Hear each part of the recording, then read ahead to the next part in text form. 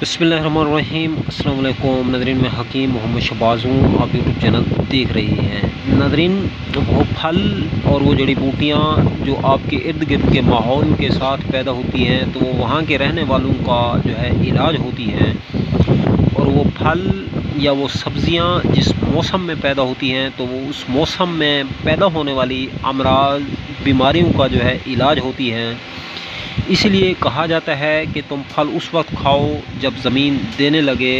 تو ناظرین، کوشش کریں جو پھل جو ہے جس موسم میں پیدا ہوتا ہے تھوڑا بہت جو ہے اسے ضرور استعمال کرنا چاہیے، اور کوشش کریں روٹین کے ساتھ کسی ڈاکٹر یا حکیم یا طبیب کے مشورے سے جو ہے اس پھل کا استعمال ضرور کیا جائے۔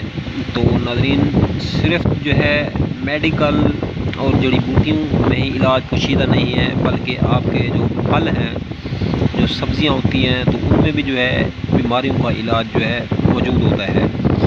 تو اب تک کے لیے اتنا ہی، تب تک کے لیے اپنا بھی خیال رکھیں، اور اس فیس بک پیج اور یوٹیوب چینل کا بھی دوستوں ہم ملیں کسی بھی نئی ویڈیو کے ساتھ۔ خدا حافظ۔